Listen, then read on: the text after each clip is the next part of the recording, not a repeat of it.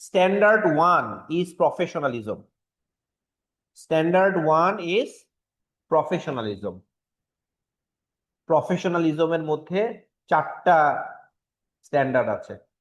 Standard one A knowledge of the law, standard one A knowledge of the law, standard one B হচ্ছে আপনার independence and objectivity, standard one C misrepresentation, আর standard one D হচ্ছে misconduct. আপনার কোনটা standard one, কোনটা এ, কোনটা B, কোনটা two এ, কোনটা টু বি, এগুলো জানার দরকার নাই পরীক্ষার জন্য। বইয়ে লেখা আছে অনেক সময় স্ট্যান্ডার্ড টু বি, এটা ওইটা জানার দরকার নাই। What you need to know, knowledge of the law কি বলছে। Knowledge of the law standard one এ না স্ট্যান্ডার্ড থ্রি বি, এটা জানার দরকার না। ঠিক আছে, এটা একটু মাথায় রাখবেন। আপনার জানার দরকার নলেজ অফ দি ল কি বলছে। আমরা পড়ার সময় standard one knowledge of the law পড়বো বলছে, কিন্তু ওইটা আপনাকে প্রশ্নে জিজ্ঞেস করবে না, আপনাকে নলেজ অফ দি ল থেকে জিজ্ঞেস করবে। ওকে, তো knowledge of the law standard one এ এটা কি বলেছে আমরা একটু পড়ে দেখি পুরা লটা। বলেছে মেম্বার্স অ্যান্ড ক্যান্ডিডেটস। তো এইটা আসলে কার জন্য অ্যাপ্লিকেবল? যারা CFA institute members like me, আমার charter holder and member, and candidates. Candidates কে? যে আসলে রেজিস্ট্রেশন করছে। আপনি যখন রেজিস্ট্রেশন করেন তখন ওখানে আপনি এগ্রি করেন আমি এই এথিক্সের এগুলো মাইনা চলবো, আমি এগুলো মেনে চলবো। তো সব জায়গায় দেখবেন বলবে members and candidates, members and candidates, members and candidates. তাহলে কার জন্য applicable? CFA institute members and CFA institute candidates, মানে আমাদের জন্য। ওকে, আচ্ছা। তো members and candidates must understand, কথাটা খেয়াল করেন, মাস্ট আন্ডারস্ট্যান্ড। আপনাকে এটা বুঝতেই হবে। আমি জানি না, আমি লটা জানতাম না তাই ভুল করছি, হবে না। আপনি যে কাজ করেন ওই কাজের লটা আপনার জানাটা কি মাস্ট। এন্ড কমপ্লাই, শুধু জানলে হবে না তো, লটা জানলে হবে শুধু? লটা কি করতে হবে? কমপ্লাই করতে হবে উইথ অল অ্যাপ্লিকেবল লস।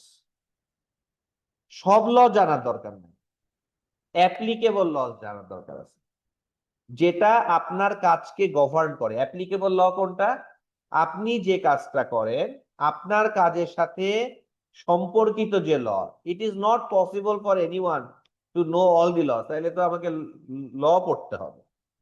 কিন্তু আমি যে কাজটা করি এই কাজ রিলেটেড যে ল, এইটা আমার জানা এবং কমপ্লাই করা কি must. Applicable law, rules and regulation, এগুলো আমরা সব সিনোনিমাসলি চিন্তা করি। ঠিক আছে, এর পাশাপাশি আমরা যেহেতু মেম্বার আর ক্যান্ডিডেট, সিএফএ ইনস্টিটিউটের যে code of conduct and standards of professional conduct, code of conduct এর আগে চ্যাপ্টার আছে, 6টা ওটা জাস্ট পড়ে নেবেন, জাস্ট বেসিক কিছু কথাবার্তা, বাট আমি দেখাবো পরে দরকার হলে। তো 6টা কোড অফ কন্ডাক্ট আছে, আর এখন যা যা পড়বো এগুলো সবই কি স্ট্যান্ডার্ডস অফ প্রফেশনাল কন্ডাক্ট। এই যে 7টা স্ট্যান্ডার্ড, এই স্ট্যান্ডার্ডস অফ প্রফেশনাল কন্ডাক্ট আর কোড অফ কন্ডাক্ট এগুলোও জানা লাগবে। এটা একটা নর্মাল পার্সনের জানা দরকার নাই, কিন্তু CFA charter, CFA member, charter হলে যারা আমরা মেম্বারশিপ নেই, কি পে করি প্রতি বছর, আর হচ্ছে সিএফএ ক্যান্ডিডেট, তাদের জন্য কি এটা মাস্ট। তাহলে all applicable laws and regulations of any government, regulatory organisation, licensing agency or professional association governing their professional activity।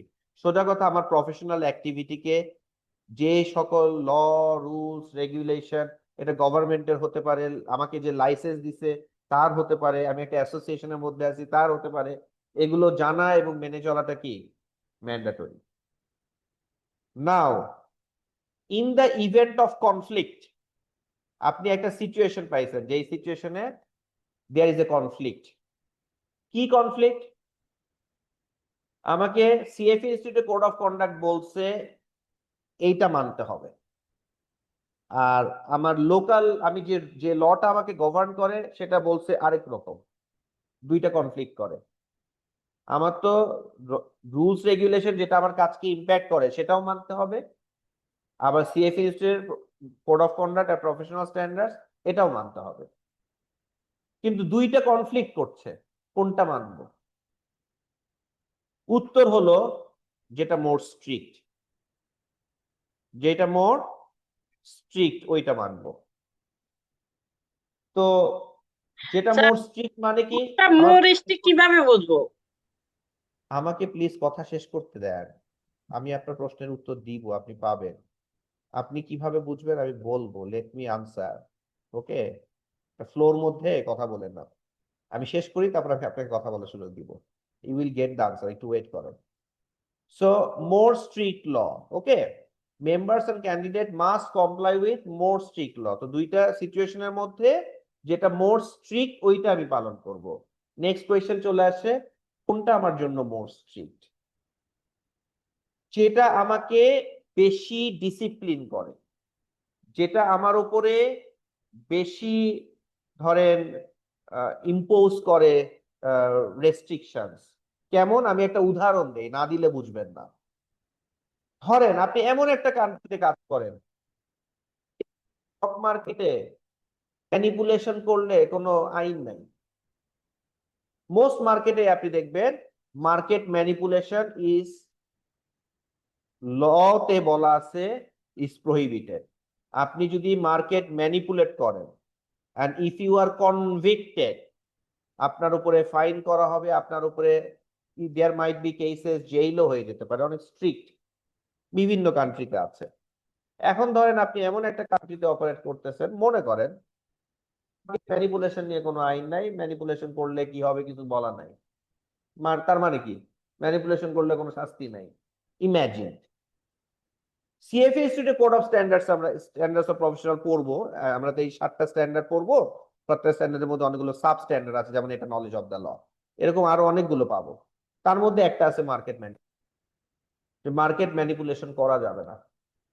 তো লোকাল লতে মার্কেট ম্যানিপুলেশন করতে আপনাকে বাধা দেয় নাই, কিন্তু সিএফএ মার্কেট ম্যানিপুলেশন করা যাবে না। কোনটা মানবো? সিএফ একটা মোর স্ট্রিক্ট। তো এরকম কেস পাবেন, কেস পাইলে দেখবেন যেটা আপনাকে মোর ডিসিপ্লিন করছে ওইটা মানবেন। আমরা আরো উদাহরণ পাবো এখানে, তখন আরো বুঝবেন। ওকে, একটু খেয়াল করেন। তো members and candidate must not knowingly participate, এর পাশাপাশি আরো একটা কথা বলছে, সেটা একটু খেয়াল করেন। Members and candidates must not knowingly participate or assist in and must dissociate from any violation of law, rules and regulation.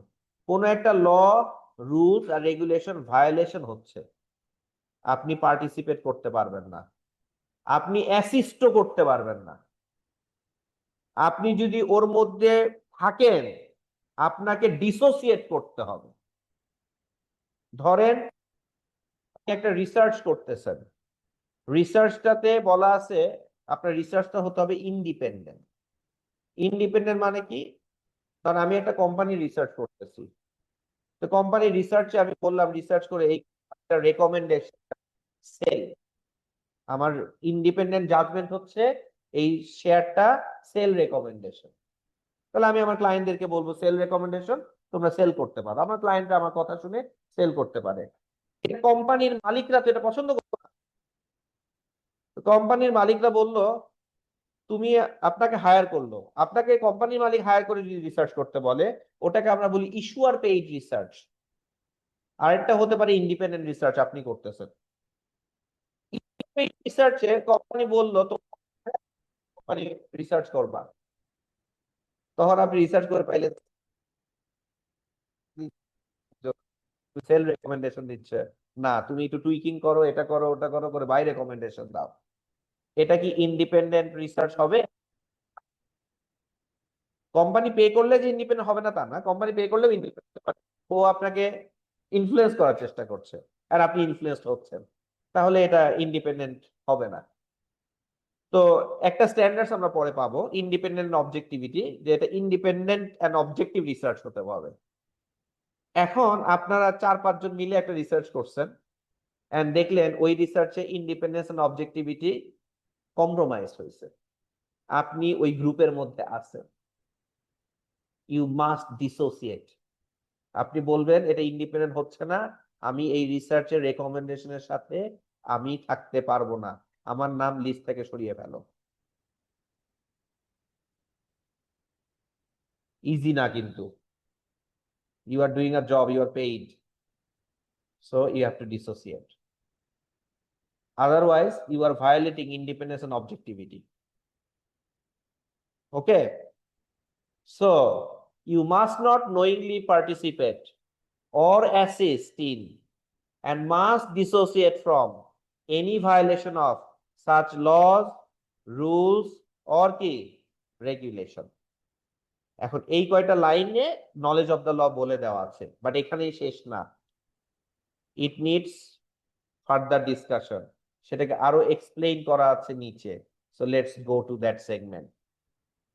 এখানে হাইলাইটসে বলতেছে relationship between code and standards and applicable law, যে কোনটা মোর স্ট্রিক্ট এটা আমরা দেখব।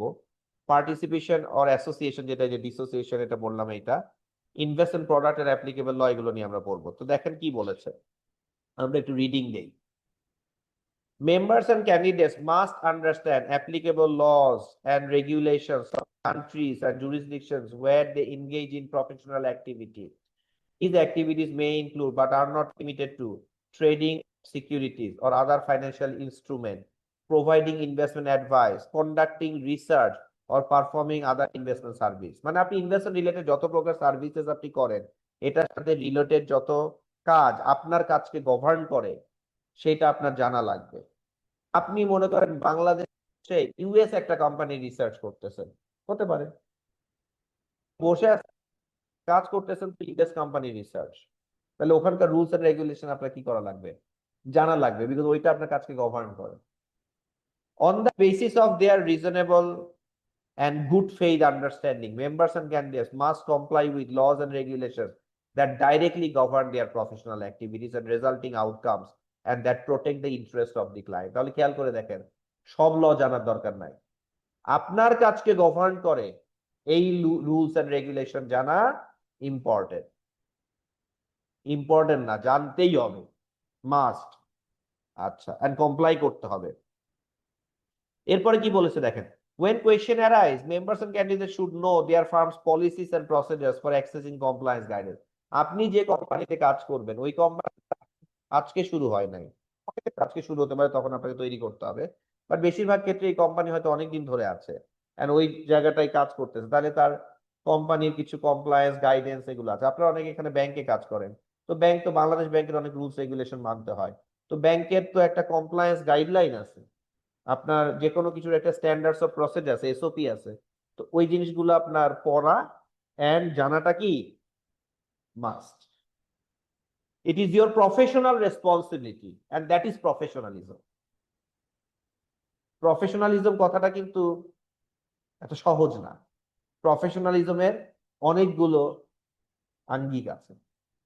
This standard does not require members become expert. আপনাকে law সম্পর্কে এক্সপার্ট হওয়ার দরকার নাই, কমপ্লায়েন্স সম্পর্কে এক্সপার্ট হওয়ার দরকার নাই, আপনার কাজকে গভর্ন যেটা করে সেগুলো জানতে হবে।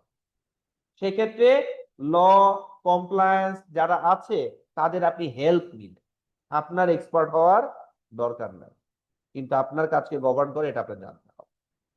Members and candidates are not required to have detailed knowledge or be experts of laws that could potentially govern their life। ওটা একটা কথাই একটা প্যারাতে বলছে যে এক্সপার্ট হওয়ার দরকার নাই। আচ্ছা, রেগুলেশন কন্টিনিউয়াসলি চেঞ্জ হয় না। আপনি যে ব্যাংকে কাজ করেন, যখন কাজ শুরু করছেন আর এখন কাজ, সব যে কাজগুলো করেন প্রত্যেকটা রেগুলার কন্টিনিউয়াসলি কি হচ্ছে, চেঞ্জ হচ্ছে। আপনি যে কাজটা করেন ওই কাজ রিলেটেড একটা রেগুলেশন চেঞ্জ হয়ে গেছে, আপনি জানেন না, আপনি আগের রুল অনুযায়ী কাজ করতেছেন, হবে? হবে না। এখন যখন রুল চেঞ্জ হয় তখন আপনাকে এক্সট্রা ভিজিল্যান্ট থাকতে হবে, কারণ তখন ভুল হওয়ার সম্ভাবনা কি বেশি। So during times of changing regulation, members and candidates must remain vigilant. Must remain vigilant. Okay. In maintaining her knowledge of the requirements for their professional activities. নতুন যদি ফাইন্যান্সিয়াল প্রোডাক্ট আসে, এটাও তো ইম্পর্টেন্ট। নতুন প্রোডাক্ট তো নতুন, এটা রুলসও কি নতুন, আপনি কখনো দেখেন নাই, জানেন নাই, এখন এটা জানতে হবে। So new financial product and processes along with uncovered ethical missteps create an environment for recurring and potentially wide-ranging regulatory changes. Members and candidates are continually provided improved and enhanced methods of communicating with both clients and potential clients, such as mobile applications, web-based social networking platforms. এগুলো আপনি কিভাবে কাজ করবেন, কোন জিনিসটা দেখবেন, এটা related rules and regulation আপনার মানতে হবে। As new local, regional and global requirements are updated to address these and other changes, members and candidates and their firms must adjust the procedures and practices to remain in compliance. কোম্পানির কি করতে হবে, rules change হয়েছে, তার compliance এই জিনিসটা আনতে হবে, তার লোকজনকে এটা জানাইতে হবে, তার এমপ্লয়ীদেরকে, এবং এটা নিয়ে রেগুলার ডিসকাশন হতে হবে যাতে রুলস ভায়োলেশন না হয়। কোম্পানির এটা দায়িত্ব, আপনি অ্যাজ এন ইন্ডিভিজুয়াল আপনারও দায়িত্ব। এন্ড আপনার কোম্পানি হয়তো এই কাজটা করতেছে না, আপনার কাজ হচ্ছে কোম্পানিকে বলা যে এটা আমাদের করতে হবে, না হলে আমরা ভায়োলেশন হতে পারে। বিকজ নিউ রেগুলেশন আসছে, নিউ প্রোডাক্ট আসছে, এটা সম্পর্কে সবাই জানে না। মানে একটা ব্যাংকে 3000 এমপ্লয়িজ, সবাই সব কাজ করে না, কিন্তু যে যে কাজটা করে ওই রিলেটেড তাদের রুলস এন্ড রেগুলেশন কি জানাটা ইম্পর্টেন্ট। যেমন এএমএল তো সবার জানার দরকার, তো এমএল রিলেটেড যখনই চেঞ্জ আছে তখনই ব্যাংক ওয়াইড সবাই এটা কি করে, ট্রেনিং প্রোভাইড করে। কেন করে? যাতে কমপ্লায়েন্স ভায়োলেশন না হয়। বুঝা গেল? এন্ড রেপুটেড কোম্পানির জন্য compliance violation is a big thing. It's একটা ব্যবসা করে আপনি যা প্রফিট করবেন তার চেয়ে কমপ্লায়েন্স ভায়োলেশন আপনি যে ফাইন দিবেন that can be many Times. এই কারণে এই জায়গাতে কস্ট ইনকার করা এবং এটা নিয়ে কাজ করাটা ইজ এক্সট্রিমলি ইম্পর্টেন্ট। আমাদের ন্যাচারাল টেন্ডেন্সি হচ্ছে কমপ্লায়েন্স না মানা বাংলাদেশিরা, এই কারণে এটা আরো অনেক বেশি কি হ্যাবিটের মধ্যে নিয়ে আসতে হবে। ফ্রিকোয়েন্ট চেঞ্জ হবে, এটাই nature. That's why it's not a one time job. That's why আপনাকে কন্টিনিউয়াসলি এটা স্টাডি করতে হবে, কিচ্ছু করার নাই। That's why you are professional, that's why you are different from other people. Okay, that's why স্ট্যান্ডার্ডটা high. Relationship between code and standards and applicable law. Some members or candidates may leave work or provide investment advice to clients living in a country that has a law or regulation governing a particular action, or that has law or regulations that differ from the requirement of code and standards. আমরা already বলেছি সেটা কি, যখনই conflict হবে সেটা কি স্ট্রিক্টটা মানবো। নাও এখানে কিছু টার্ম আছে, let's see. Applicable law. Applicable law মানে কি, যেই লটা আমার কাজকে গভর্ন করে। Which law applies will depend on particular facts and circumstances of each case. মানে আমার জন্য কোন লটা অ্যাপ্লিকেবল সেটা আমি কিভাবে বুঝবো? আমার কাজের নেচার বলে দিবে কোনটা আমার জন্য অ্যাপ্লিকেবল। মোর স্ট্রিক্ট ল, এই যে আপনার প্রশ্নের আনসার পেয়ে যাবেন এখন যদি আমি আগে আবার বলছি। More strict law or regulation is a law or regulation that imposes greater restrictions on the action of the member or candidate. যেটা আমাকে more restrict করে সেটাই more strict, or calls for the member or candidate to exert a greater degree of caution, greater degree of action that protect the interest of the investor.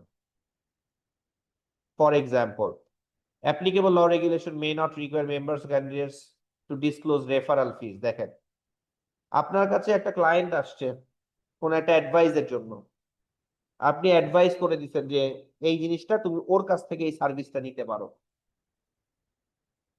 যাকে আপনি refer করে দিচ্ছেন তার সাথে আপনার একটা এগ্রিমেন্ট আছে, আপনি রেফার করে দিলে পয়সা পান, রেফারেল ফিস থাকতেই পারে, কোনো সমস্যা নাই। কিন্তু আপনার ক্লায়েন্টকে যখন আপনি অ্যাডভাইস করছেন বলেন নাই, ডাক্তাররা যেমন করে, বলে ওইখান থেকে তুমি ডায়াগনোসিস করবা, কিন্তু এটা বলে না যে ওখান থেকে আমি পয়সা পাই। ঠিক আছে, এটা বলাটা কেন দরকার? আপনি যখন অ্যাডভাইস করছেন, একে রেফার করে দিচ্ছেন, আরো তো 10 জনকে রেফার করতে পারতেন, ওকে রেফার করে দিলেন কেন? মেবি আপনি পয়সা পান দেখে রেফার করে দিচ্ছেন, এটা হতে পারে। আর মেবি সে রাইট ভালো সেই জন্য করছে। অন টপ অফ দ্যাট আপনি পয়সা পান, আপনি বলে দিলে কোনো সমস্যা নাই। আর যখন আপনি বলে দিবেন, আপনার ক্লায়েন্ট আরেকটু সতর্ক হবে যে ও তো পয়সা পায় এই জন্য কি বললো, নাকি আসলে ও ভালো। ও আরো 2টা অ্যাডভাইস আরেকজনের কাছে নেওয়ার চেষ্টা করবে, আর একটু ডিউ ডিলিজেন্স করবে।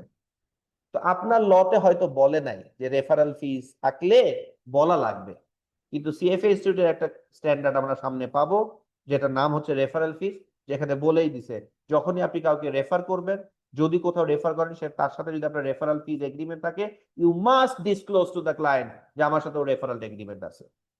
ইউ মাস্ট, এটা মানতে হবে, ওই এটা more strict. So to disclose referral fees, আমরা রেফারেল ফিস পড়বো, নিয়ে ডিটেইল পড়বো। এই কারণে ল গুলো একটা একটার সাথে অনেক রিলেশন আছে। To disclose referral fees received from paid or to others for the recommendation of investment products or service, because the code and standards impose the obligation, members and candidates must disclose the existence of such fees. এইটা disclose করতেই হবে, আমার লতে বলুক আর না বলুক, because this is more stricter. So what you can do, members and candidates must adhere to the following principle. নিচে কিছু principal আছে, এই প্রিন্সিপাল গুলো মেম্বার্স এন্ড ক্যান্ডিডেটস মেনে চলতে পারে। কেমন? Members and candidates must comply with applicable laws or regulation related to তার প্রফেশনাল অ্যাক্টিভিটিস, আগেই আমরা বলছি এটা। Members and candidates must not engage in conduct that constitutes the violation of code and standards even though it may otherwise be legal. আমার যে code and standards, এই যে 7টা স্ট্যান্ডার্ডসে আরো সাব স্ট্যান্ডার্ড আছে, সবগুলো মিলাই পড়বো।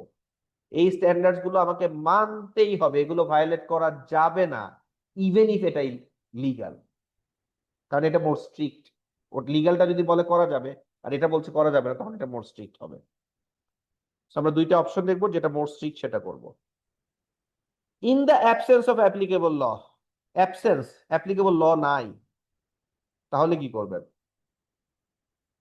কোড অ্যান্ড স্ট্যান্ডার্ডস মেনে চলবেন, বিকজ এটা আপনাকে greater degree of responsibility than applicable law. নাই, তখন আমি কি করবো? কোড অ্যান্ড স্ট্যান্ডার্ডস মেনে চলবো।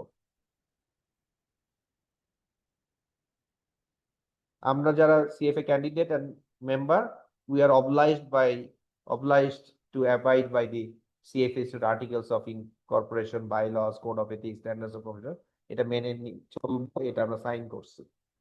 আপনি যখন ক্যান্ডিডেট হন তখন আপনি সাইন করেন এটা, আপনি যখন পরীক্ষা দেন আপনি সাইন করেন এটা।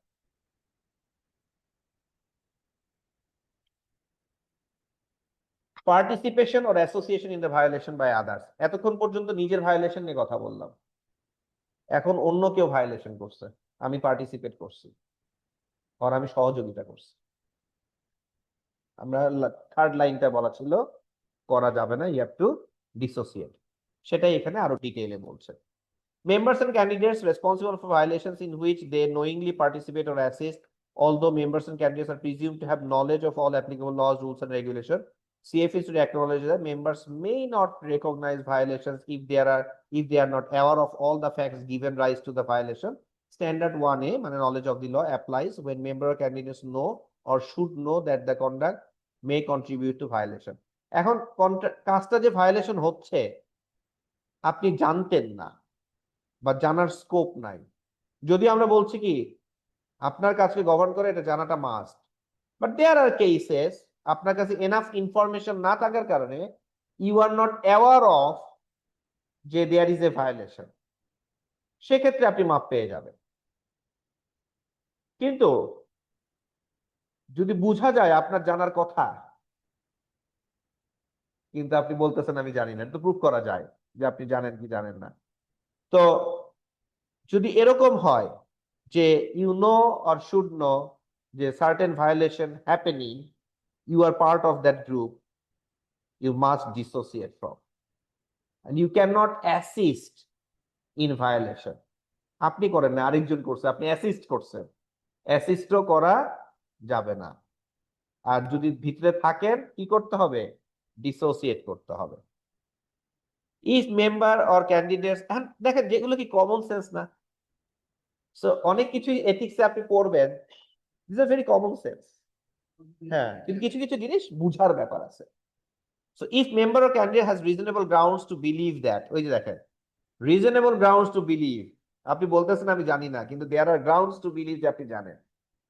Eminent or ongoing client or employer activities are illegal or unethical, আপনার এমপ্লয়ার একটা কাজ করতেছে যে এটা ইলিগাল অর কি unethical, member or candidates must dissociate or separate from that activity, আপনার ডিসোসিয়েট করতে হবে অর সেপারেট করতে হবে ফ্রম অ্যাক্টিভিটি। এখন আপনি মনে মনে ভাবতেছেন আমি চাকরি করি, বেতন পাই, আমার বস একটা ইলিগাল অ্যাক্টিভিটিস করতেছে, আমি যদি বলি যে আমি এটা করব না, ডিসোসিয়েট করব, আমার তো চাকরিই থাকবে না, তাহলে কি করব?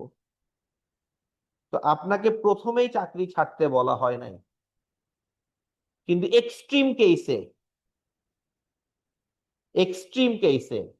Dissociation may require a member or candidate to leave his or her employment, extreme কেসে, এবং এটা আপনার জন্য ভালো, না হলে আপনি ওটার মধ্যে জড়ায় যাবেন, হোল লাইফে আপনি এফেক্টেড হবেন, আপনার জেল জরিমানাও হতে পারে। সো ইন এক্সট্রিম কেসে dissociation may require to leave the firm, আপনার প্রতিষ্ঠান ইলিগাল কাজ করতেছে, ইউ নো, যাই না, চুপ করে বসে আছেন, হবে না। You should try to stop it. If you can stop it, doing everything you can do, final step হচ্ছে লিভিং দ্য এমপ্লয়ার। তাহলে ইন্টারিম পিরিয়ডে কি করবেন? আপনাকে বলে নাই লিভ করেন, আপনাকে বলছে এক্সট্রিম কেসে। এক্সট্রিম কেস ছাড়া কি করবেন, মানে আগে কি করবেন? আপনার কিছু ইমিডিয়েট স্টেপ নেওয়ার উপায় আছে, আপনি কিছু ইমিডিয়েট স্টেপ নিবেন। Intermediate steps to dissociate from ethical violations of others when direct discussion with the person or persons committing the violations are unsuccessful. First step key.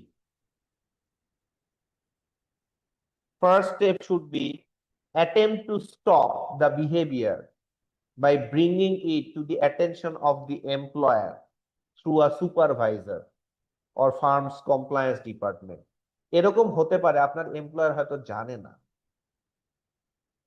Employer মানে কি, ধরেন top chief executive officer and in certain কেসে board, তো হয়তো chief executive officer হয়তো জানে না, আপনি আপনার সুপারভাইজার অথবা কমপ্লায়েন্স ডিপার্টমেন্টের থ্রুতে তার কানে নিয়ে আসলেন যে এরকম ইলিগাল অ্যাক্টিভিটিস হচ্ছে, এরকম ভায়োলেশন হচ্ছে, উই মাস্ট স্টপ দিস। এইটা করতে যে দেখলেন সিইও সে নিজেও চোর, ও জানে, আরে ভাই ভাই, বোর্ডের কাছে গেলেন যে ইনফ্লুয়েন্সিয়াল বা যে ডিসিশন নিচ্ছে ও চোর, তখন তো এই কাজটা আনসাকসেসফুল হবে। So if this attempt is unsuccessful, তখন কি করবেন? তখন আপনার কাজ হচ্ছে you have a responsibility to step away or dissociate from the activity, যে আমি এর মধ্যে নাই। তখন আপনার এমপ্লয়ার আপনাকে চাপ দিল যে তুমি নাই, মানে তোমাকে এই জন্যই আমি নিছি, ঠিক আছে, তোমার এটা যদি না থাকো তাহলে তুমি করবাটা কি, তোমাকে এই জন্যই আমি নিছি, তখন তো আপনি আর পারবেন না। So dissociation practices differ in on the basis of members or candidates role. আপনি এটা কোন ক্ষেত্র অনুযায়ী ডিসোসিয়েশন প্র্যাকটিস ডিফার করবে, এটা সিচুয়েশন আপনাকে বলে দিবে।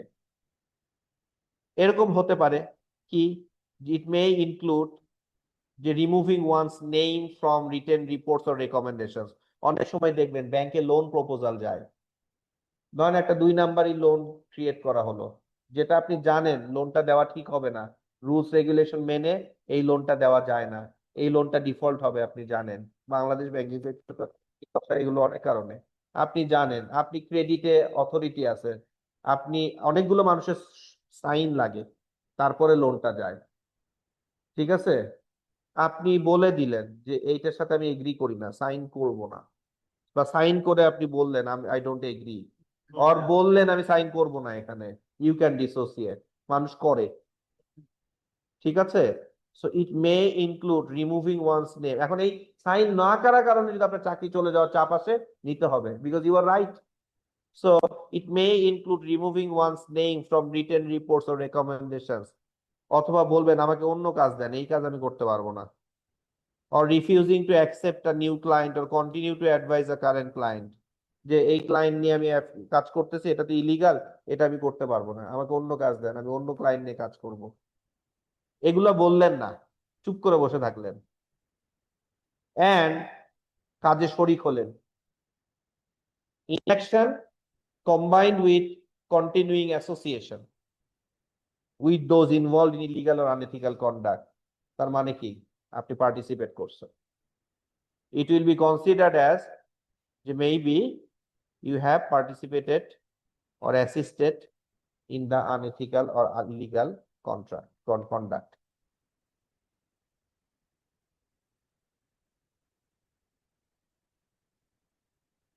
There are cases আপনি চাইলে, যদি they are related to CFA profession, আপনি চাইলে CFA এর একটা প্রফেশনাল potential violations, এটা আপনার CFA একটা প্রফেশনাল কন্ডাক্ট প্রোগ্রাম আছে, সেখানে জানাতে পারেন, বাট নট নিডেড। বলেছে কি CFA is strongly encourages, বলে নাই মাস্ট, এনকারেজ করছে and strongly encourage করছে members and candidates to report potential violation of code and standards committed by fellow members and candidates। মানে আপনারই একজন ফেলো CFA চার্টার হোল্ডার ভায়োলেশন করছে, আপনিও CFA কমপ্লিট করছেন, আপনিও করছেন, আপনি দেখলেন আমি CFA আপনাকে স্ট্রংলি এনকারেজ করছে যে এটা তুমি জানাও, কিন্তু যদি আপনি না জানান এটা আপনার ভায়োলেশন হবে না, এনকারেজ করছে। So although a failure to report is less likely to be constituted as violation than a failure to dissociate, কিন্তু পার্টিসিপেট করা যাবে না, ডিসোসিয়েট না করলে কিন্তু আপনি ভায়োলেশন করছেন, কিন্তু জানান নাই সেটা হয়তো হবে না, অনেক কারণেই মানুষ অনেক না জানাতে পারে। Although the code and standards do not compel members and candidates to report violation to the government or regulatory organizations, but আপনার যদি গভর্নমেন্ট সিচুয়েশন থাকে, গভর্নমেন্ট রুল থাকে, জানাইতে হবে। যেমন there are anti money laundering related rules আছে, যে there are certain suspicious transaction হচ্ছে, STR রিপোর্টিং করাটা আপনার জন্য কি ম্যান্ডেটরি, গভর্নমেন্ট বলে দিচ্ছে এটা করতে হবে, ওইটা না করতে পারা আবার কিন্তু আপনার জন্য কি ভায়োলেশন। সো আরেকটা কি হুইসেল ব্লোয়িং, প্রত্যেকটা কোম্পানিতে একটা হুইসেল ব্লোয়িং পলিসি থাকে, ওই হুইসেল ব্লোয়িং পলিসির আন্ডারে আপনি হুইসেল ব্লো করতে পারেন।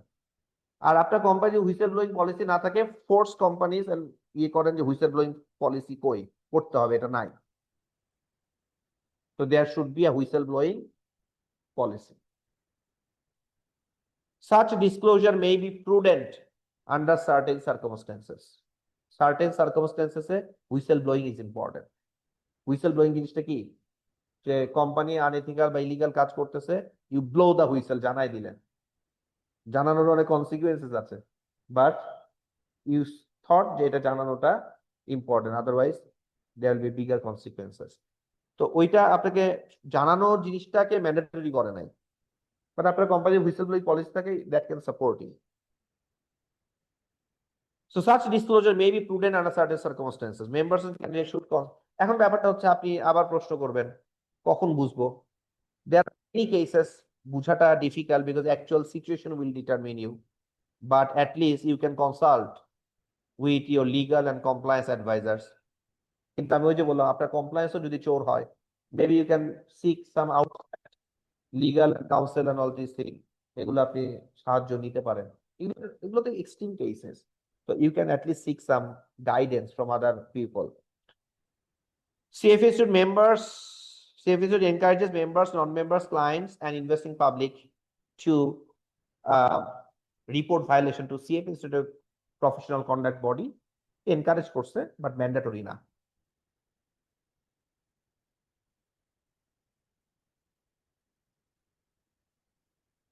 আজকে আমরা এই পর্যন্ত রাখছি, কালকে আমরা কালকে মানে হচ্ছে নেক্সট ফ্রাইডে